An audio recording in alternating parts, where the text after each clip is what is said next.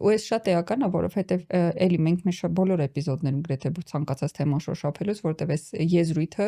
արդիական է ցանկացած խոսույթում եւ ցանկացած ոլորտում, այդ որ ցանկացած բան ունի գին։ 8 անգամ ասեցի ցանկացած, բայց դե այդ են գները։ Ու ոչինչ չանելու համար մենք վճարում ենք գին,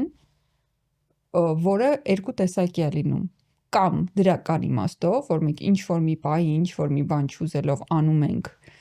եւ դա է մեր վճարած գինը, որպեսզի մեզ թույլ տանք ոչինչ չանենք եւ դա մեր վրա թանկ չնստի, կամ բացասական առումով վճարում ենք գին, որ ուղղակի ոչինչ չենք անում ու դա մեր վրա թանկ է նստում։ Իսկ ոչինչ չանելը միանշանակ շատ թանկ է նստում։ Եթե տրվենք էմոցիաներին, եթե տրվենք մոտիվացիային, ես առհասարակ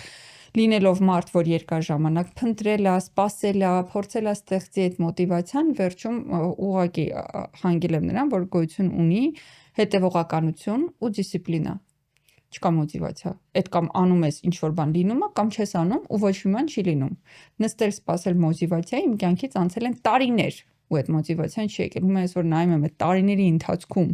եթե ես այդ մոտիվացիան փնտրելուն փոխարեն գործի դնեի դիսցիպլինան կամ այն բոլոր դծակներն ու գործիքները, որ ես օգտագործեմ, իսկ ինձ դա շատ դժվար է տրվում,